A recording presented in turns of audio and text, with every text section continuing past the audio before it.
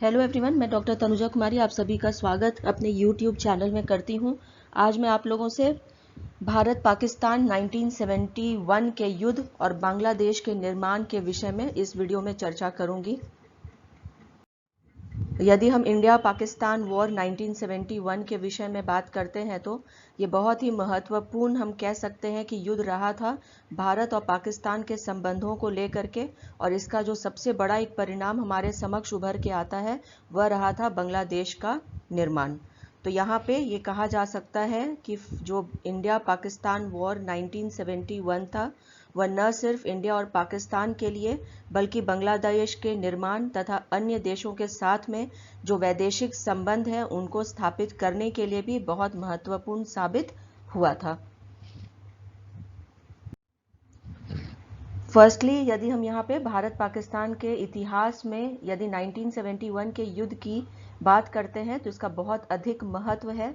अंतर्राष्ट्रीय स्तर से देखें तो भारतीय पाकिस्तान के युद्ध का ही परिणाम है कि आज बांग्लादेश एक स्वतंत्र देश के रूप में विश्व के नक्शे पर उपस्थित है। भारत पाकिस्तान युद्ध का प्रारंभ 3 दिसंबर 1971 को हुआ था। इस युद्ध के कारण परिणाम स्वरूप ही पाकिस्तान दो टुकड़ों में बट गया था। पाकिस्तान और बांग्लादेश युद्ध के संदर्भ में अध्ययन करते समय हमें शेख मुजफ्फर रहमान के संदर्भ में जान लेना जरूरी है। इन्होंने पूर्वी पाकिस्तान की स्वायत्तता के लिए 16 सूत्री कार्यक्रम की घोषणा की थी और इनका बहुत ही इंपॉर्टेंट रोल रहा था यदि हम बात करते हैं इस युद्ध के विषय में। शेख मुजफ्फर रहमान के इस 16 सूत्री कार्यक्रम ने पाकिस्तान को पूरी तरह से क्रोधित कर दिया था। पाकिस्तान के द्वारा इनकी आवाज को दबाने के लिए उन पर तथा अन्य बंगाली नेताओं पर अलगाववादी आंदोलन के लिए मुकदमा दर्ज करके इन्हें हतोत्साहित करने का काम किया गया था। पाकिस्तान सरकार के इस कदम से मुजफ्फर रहमान पूर्वी पाकिस्तान में जनसाधारण के बीच बेशुमार लोकप्रियता प्राप्त कर एक हीरो शख्सियत के रूप में उभर कर हमारे समक्ष आते हैं।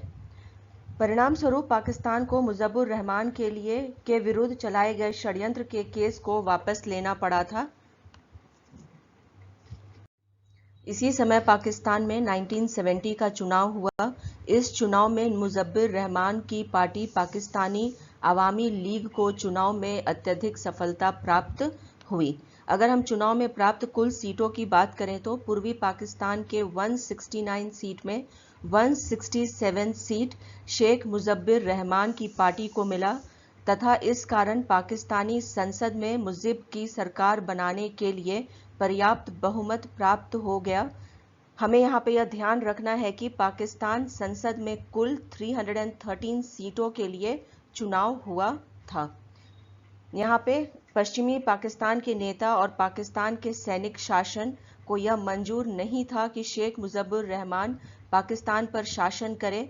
शेख मुजफ्फर रहमान को सत्ता से दूर करने के लिए मार्च 1971 में पाकिस्तानी सेना ने बड़े पैमाने पर हिंसा को अंजाम दिया था। तो यहाँ पे हम देख सकते हैं कि ये विचित्र स्थिति एक उत्पन्न हो चुकी थी जिसमें कि वहाँ पे खुद मुजफ्फर रहमान के खिलाफ ही लोग हो गए थे। और आगे जब हम इसकी चर्चा करते हैं तो हमें यहाँ पे ये देखने को मिलता है कि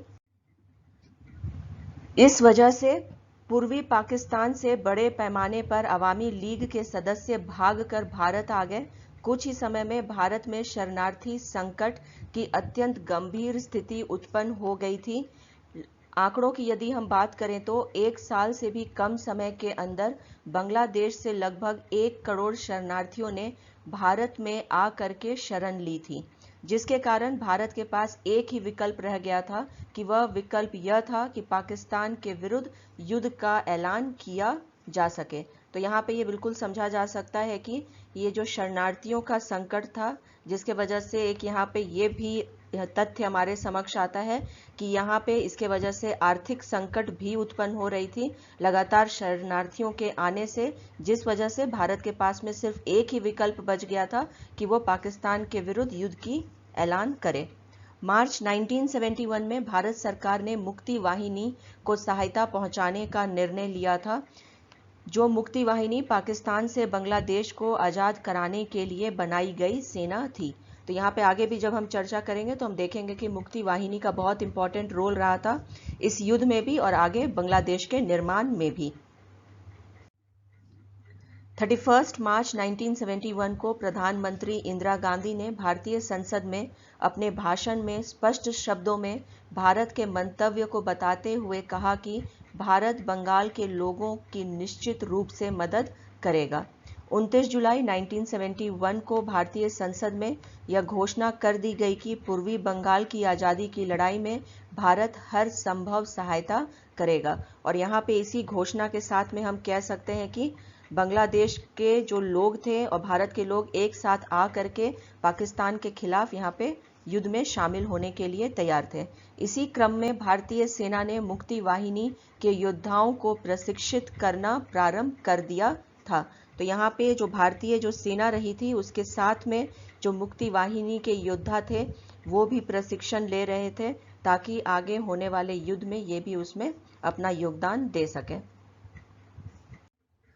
अक्टूबर-नवंबर 1971 में भारत के तत्कालीन प्रधानमंत्री इंदिरा गांधी और उनके सलाहकारों के द्वारा हम यहाँ पे यह देखते हैं कि उनके द्वारा यूरोप और अमेरिका का भ्रमण किया गया। इस यात्रा के दौरान इन लोगों ने विश्व के समक्ष इस समस्या के सभी पहलुओं को रखा और इस संदर्भ में भारत के विचारधारा से अवगत भी कराया था।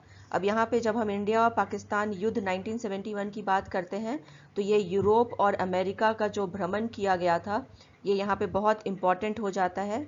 ये सिर्फ यहाँ एक भ्रमण ही नहीं था, एक ही हम कह सकते हैं कि कूटनीति का हिस्सा भी रहा था जिसमें कि वो समर्थन प्राप्त करना था उस समय की जो विश्व शक्तियाँ रही थी, या वो यूरोप के देश रहे हों या अमेरिका।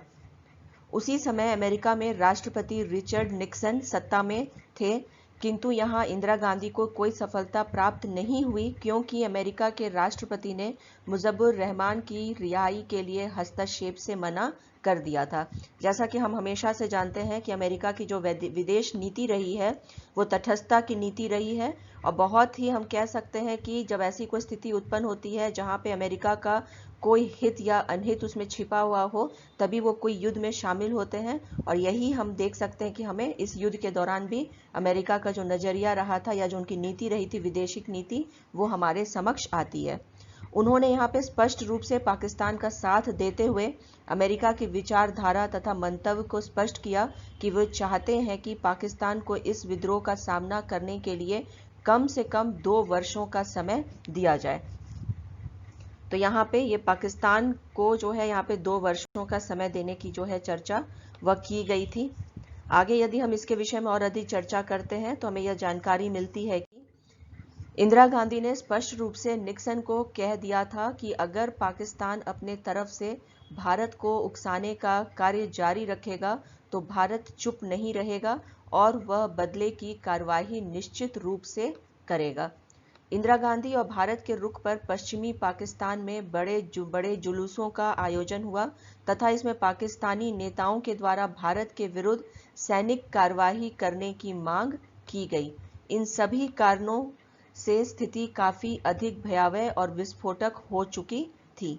तो यहाँ पे ये जब हम देख रहे हैं कि इस घटना के बाद में जो स्थिति थी वो दिख रहा था कि वो किसी भी प्रकार से नियंत्रण में नहीं आने वाला है और जो स्थिति उत्पन्न हुई थी वो काफी भयावह और विस्फोटक भी रही थी। इन्हीं परिस्थितियों में 23 नवंबर 1971 को पाकिस्तान के राष्ट्रपति याहिया खान ने राष्ट्र के नाम संबोधन में अपने सैनिकों से अपने देशवासियों से युद्ध के लिए तैयार होने का आग्रह किया। भारत फिर भी अपने वैदेशिक नीति और पड़ोसी धर्म को निभाते हुए शरणार्थियों की विषम स्थिति को देखते हुए भी शांत बना रहा और अपने तरफ से आक्रमण करने की कोई कोशिश नहीं की।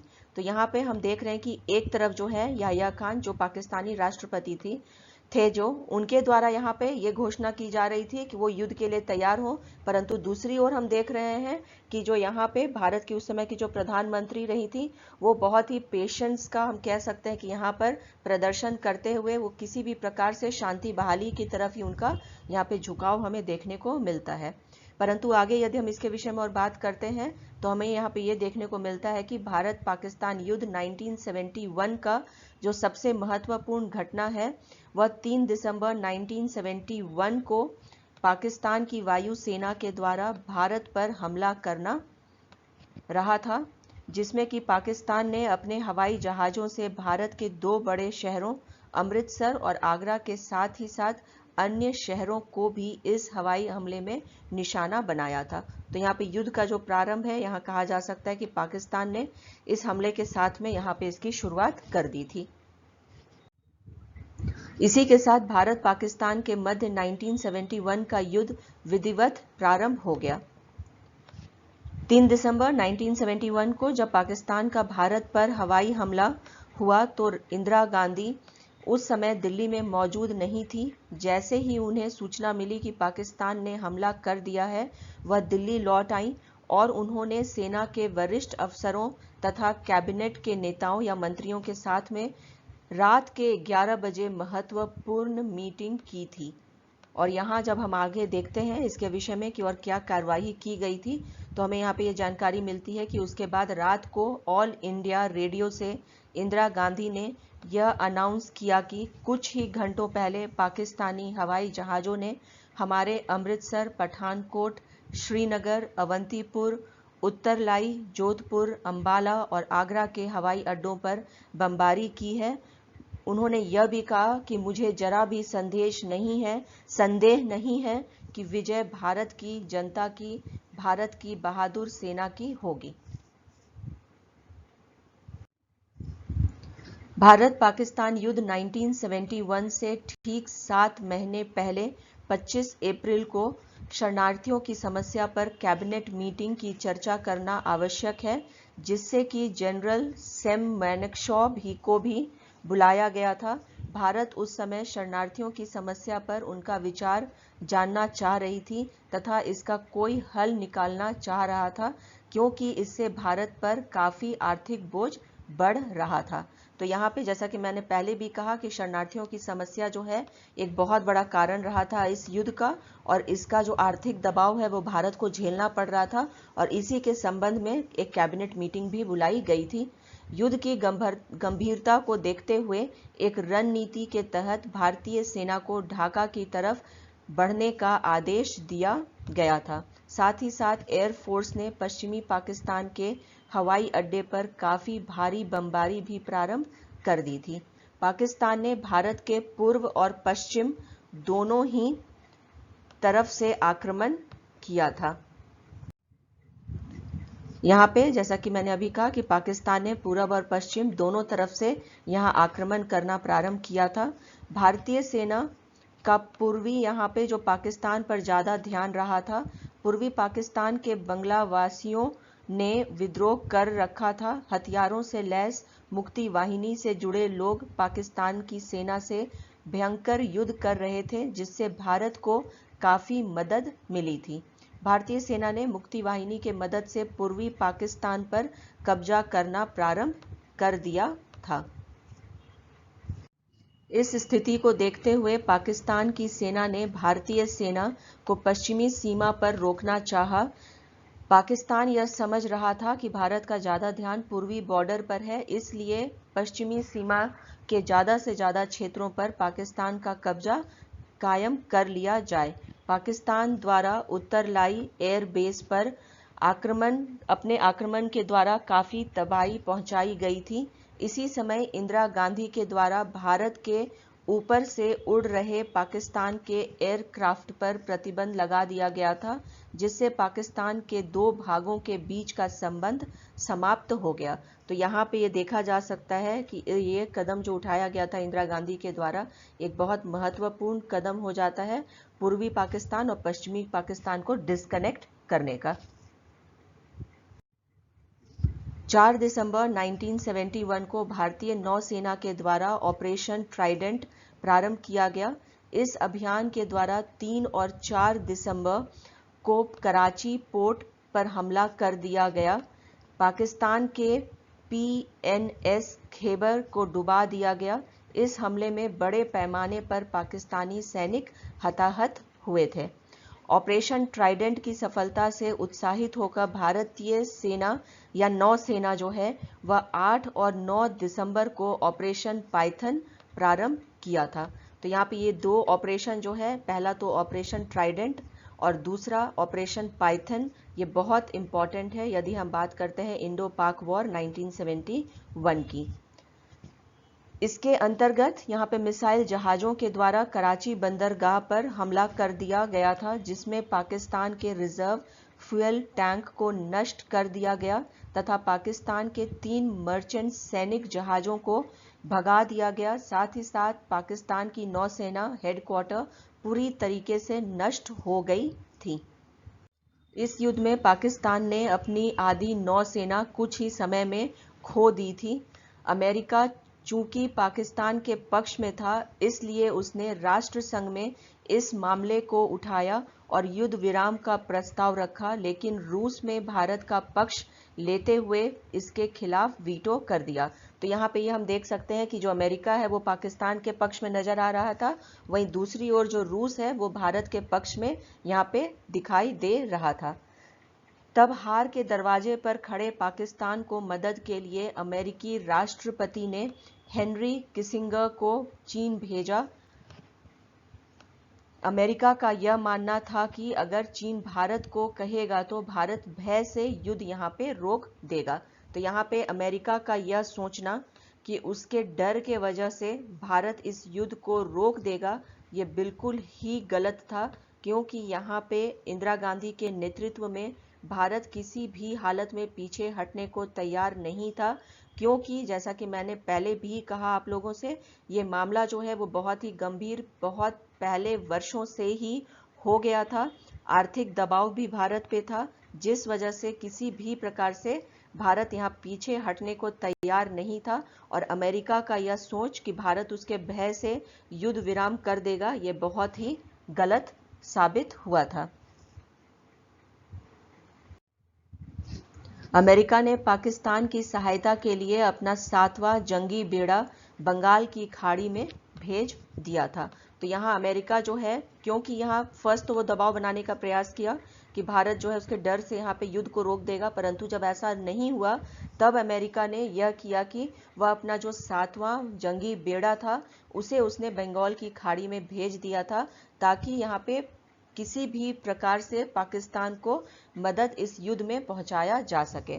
जब भारत को 8 दिसंबर को इस बात की खबर मिली तो इंदिरा गांधी ने यहाँ पे फिर रूस से मदद मांगी।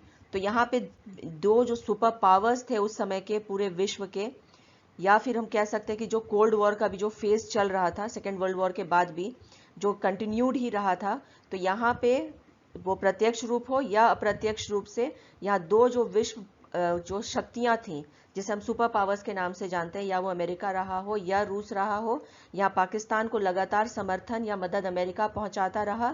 वहीं दूसरी ओर इंदिरा गांधी ने लगातार यहाँ पे जब भी आवश्यकता हुई उसने रूस से मदद मांगी थी। और जैसा कि हम जानते भी हैं कि भारत के संबंध रूस से हमेशा अच्छे ही रहे थे, और इस वजह से यहाँ पे इंदिरा गांधी का रूस से मदद मांगना, हम कह सकते हैं कि भारत के लिए उस समय वैदेशिक संबंधों को लेकर के और युद्ध को भी लेकर के बहुत महत्वपूर्ण हो जाता है। रूस ने त्वरित मदद की कार्यवाही करते हुए प्रशांत महासागर में तैनात अपनी जंगी बेड़े को हिंद महासागर में भेज दिया, जिसे 10वां ऑपरेटिव बैटल ग्रुप कहा जाता था। तो यहाँ पे रूस का जो मदद पहुंचाया गया जंगी बेड़े को के द्वारा हिंद महासागर में, जो उसके द्वारा भेजा गया था, जिसे हम 10वां ऑपरेटिव बैटल ग्रुप के नाम से जानते हैं, ये बहुत ही बड़ी हम कह सकते हैं कि एक मदद रही थी रूस के द्वारा भारत को, जिस वजह से यहाँ पर ये कहना गलत नहीं होगा कि भारत ने बहुत ही शक्तिशाली तरीके से पाकिस्तान का यहाँ पे विरोध किया था। समय की नजाकत को देखते हुए भारतीय सेना ने 14 दिसंबर को पाकिस्तान के गवर्नर के घर पर हमला कर दिया। पाकिस्तान के कमांडर लेफ्टिनेंट जनरल नियाजी ने तब विवश होकर युद्ध विराम का प्रस्ताव भेजा था, जिसके जवाब में मानेक शॉ ने कहा कि युद्ध विराम सरेंडर करने पर ही माना जाएगा। तब पाकिस्तान ने हथियार डाल दिया। संक्षेप में अगर हम भारत पाकिस्तान युद्ध 1971 की बात करते हैं तो इस युद्ध की पृष्ठभूमि में बांग्लादेश से प्रतिदिन 10,000 शरणार्थियों का भारत आना था। जिनकी संख्या बढ़ते बढ़ते 1 करोड़ तक पहुंच गई थी।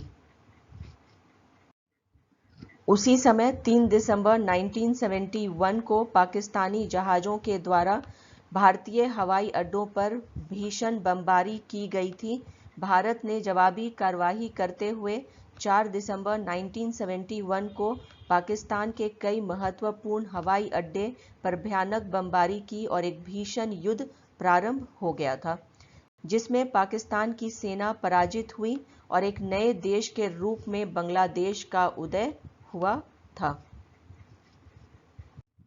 16 दिसंबर 1971 को ढाका में एक सैनिक समारोह में जनरल नियाजी ने भारत के लेफ्टिनेंट जनरल जगजीत सिंह अरोड़ा के समक्ष आत्मसमर्पण कर दिया।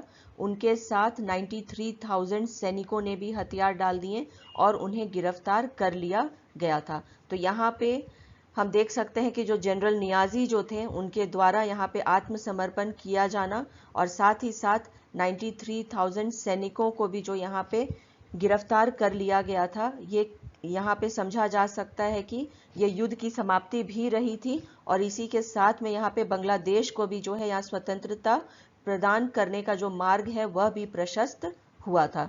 बांग्लादेश स्वतंत्र हो गया था तथा भारत ने एक तरफा युद्ध विराम कर दिया था और यह युद्ध 16 दिसंबर को बांग्लादेश की आज़ादी के साथ ही खत्म हो गया था। भारत पाकिस्तान 1971 के युद्ध में पाकिस्तान का नक्शा ही बदल दिया था। भारत के पूर्वी और पश्चिमी किनारे पर पाकिस्तान एक देश के रूप में विद्यमान नहीं रहा, बल्कि एक नए देश का जन्म हुआ और वह देश था बांग्लादेश। तो यहाँ पे जो हम कह सकते हैं कि भारत पाकिस्तान 1971 का जो युद्ध रहा था, ये बहुत ही इम्पॉर्टेंट है, न सिर्फ भारत और पाकिस्तान के संबंधों को लेकर के, बल्कि यहाँ पे बांग्लादेश को जो आज़ादी प्राप्त हुई थी और अलग एक देश के तौर पे उसे जो स्वतंत्रता मिली थी, ये सबसे महत्वपूर्ण हम कह सकते हैं कि तथ्य इस युद्ध का रहा था। अब यहाँ पे इसको इस तरीके से समझा जा सकता है कि भारत, अगर उसके वैदेशिक मामलों की यहाँ पे चर्चा की जाए, तो अगर वो दोनों ही तरफ से पाकिस्तान से घिरा हुआ होता तो वो कहीं ना कहीं भारत के स्थिति के लिए अच्छा नहीं था और यहाँ पे बांग्लादेश का आज़ाद होना और बांग्लादेश का एक स्वतंत्र देश के तौर पे इसका यहाँ पे स्थापित होना, ये बहुत ही महत्वपूर्ण हो जाता है, क्योंकि इसने पाकिस्तान को और बांग्लादेश को अलग करते हुए भारत की स्थिति को मजबूत बनाने का ही कार्य किया था। जैसा कि हम जानते हैं, जिस समय भारत आज़ाद नहीं हुआ था और जिन्ना जो थे उनका ये डिमांड रहा था कि दोनों ही जगह में, क्योंकि वो मुस्लिम प्रदेश जो है बहुल क्षेत्र है, या वो यहाँ पे बांग्लादेश का जो क्षेत्र है या जिसे हम पूर्वी पाकिस्तान कहते हैं या पश्चिमी पाकिस्तान, इस वजह से दोनों को ही पाकिस्तान के अधीन रहना चाहिए और उसने एक कॉरिडोर की भी मांग की थी कि जो भारत के बीच से होकर के गुजरेगा, परंतु इसे मानने के लिए तैयार नहीं हुआ था उस समय भारत भी और ब्रिटिश सरकार भी। तो उस समय में जो एक हम कह सकते हैं कि आज़ादी के साथ में जो एक डिसकनेक्ट हुआ था पूर्वी पाकिस्तान और पश्चिमी पाकिस्तान के बीच में, इस वजह से यहाँ पे ये समझा जा सकता है कि जो बांग्लादेश का निर्माण हुआ था या उसे जो आज़ादी प्राप्त हुई थी, फाइनली यहाँ पे जो एक डिसकनेक्ट होना चाहिए था पूर्वी पाकिस्तान और पश्चिमी पाकिस्तान के बीच में, वो इस युद्ध के वजह से हो पाया था।